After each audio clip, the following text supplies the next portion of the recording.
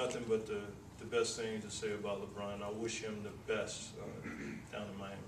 Elvin, I got a question for you. Lance talks about some of the guys that influenced him, Pop and RC, Joe Dumars, tough-minded guys in the NBA. I know you spent some time in San Antonio along with Larry Brown as well.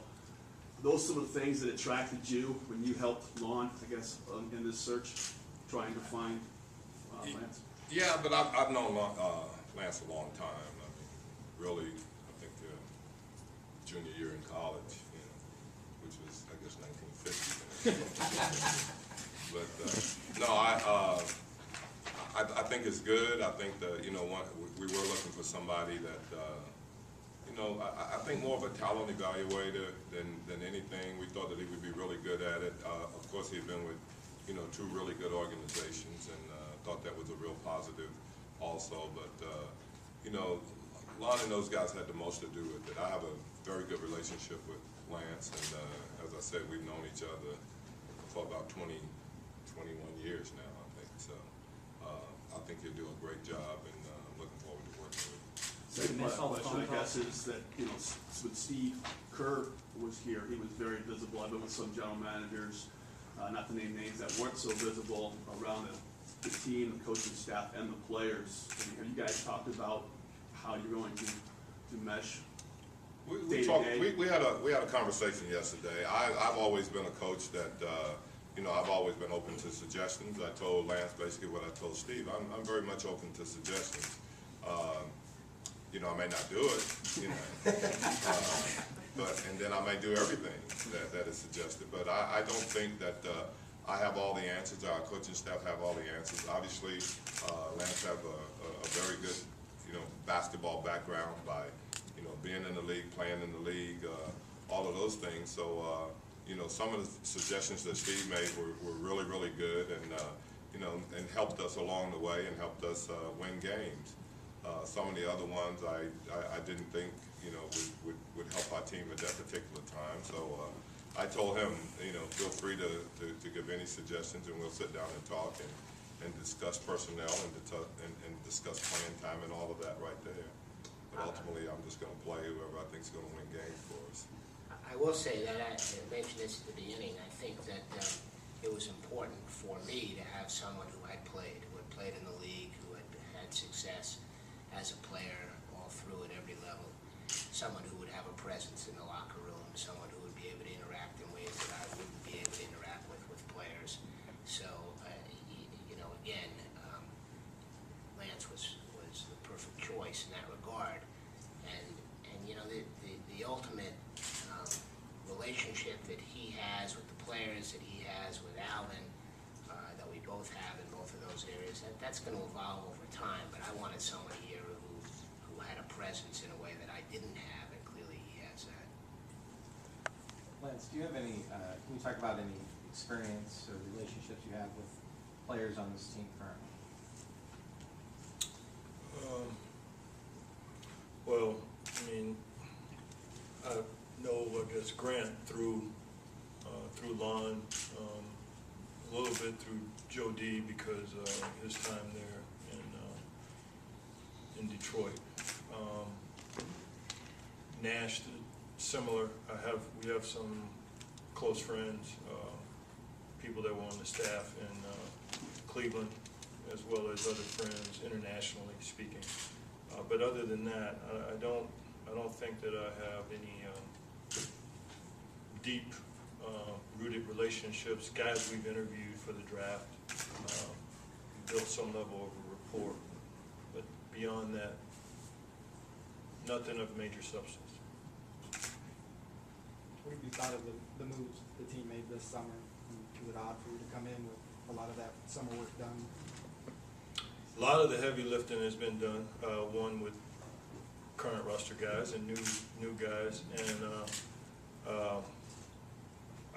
they look like solid moves to me. And as Lon said, if the thing works out, thank God he and I are here. And if it doesn't, I don't know what these guys are thinking about. It was all Robert. It wasn't me. He's not here. He's not here to defend himself. So it was all Robert. You mentioned the goal being a championship. What do you think is the most effective way to put together a championship roster? Just through building it, like free agency, through the draft, trades, how do you mix everything? It's funny, I had this conversation the other day. I don't think you can target any one way of winning a championship. If you look over the last 15, 20 years, you see guys coming from everywhere. You know, Tim Duncan in the draft, Rasheed Wallace, the final piece for Detroit, came through trade. I mean, I could make arguments for all. You can talk about free agency situations where guys got picked up and just didn't pan out. So I think you have to mine for talent in every talent pool and go wide and deep and look for the best talent and do everything you can to acquire it. You got great minds like Lon, help figure out ways to acquire that talent and go for it. But to target one area, I don't think you can do that because you know, there's too many talented players in too many areas of the game. Coach, you got anything in the way of a wish list that, seeing as you are obviously familiar with the personnel here? Well, I can't say that because that would be tampering. Maybe, no, I'm not going to even joke about that. I'm not going to even tell you, I'm not going to even joke about that, but I think you get the doing. What about just in terms of position and no, I just think that, you know, I like our roster right now. Obviously, size is going to be a little bit of a factor for us as we move forward with the rebounding part of it. But we've sat down and talked a little bit, Lon and Lance and I, and you know, I think the toughest thing to find, obviously, is you know, real talented big guys to add to your roster. So we'll have to do as we did last year a little bit and rebound by committee and things like that. But we like our roster, we like our team, and you know, we'll just talk and these guys are very good. You know, both of these guys are very good talent as far as talent evaluations and things like that. And I think once they see our team at training camp and in action, they'll have other suggestions as to what you know, probably need to be added to our roster and things like that. So I think it's very difficult until they actually see us in training camp and playing in preseason games before you can make an accurate evaluation as to, you know, what actually we need to add to our roster to try to, you know, get over the hump. I hear you talking about defense. Seems like that's always kind of the last possession of a good defensive stop. Rebounding, always kind of the last part of a good defensive stop. Is that something that you and Lance have talked about, saying we need more defense on this team? Well, you know, you're going to think this is really simplistic, but and it is. But you know, you're a better defensive team when you have better defensive players.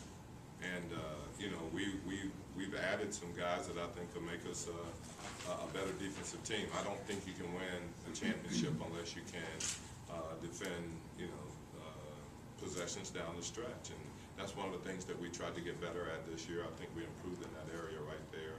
But we have to continue to get better. The teams that seems to win the championships are the really solid defensive teams. You know, we only have to improve a little bit in that area right there. We're the best offensive team in the league by far, and we have been the last 6 or 7 years. So to me, if we get better on the defensive side of the basketball, you know, we will have an opportunity to win. And obviously we played great, and you know, the 5th game in the Lakers series obviously was a one play that was a little bit of a fluke play that, you know, if that doesn't happen, that doesn't occur, who knows what would happen. But I think we put ourselves in a position where our guys understand that by you know, taking the defensive challenge and trying to get better in that area, that we allow ourselves an opportunity to maybe advance and have an opportunity to win a championship.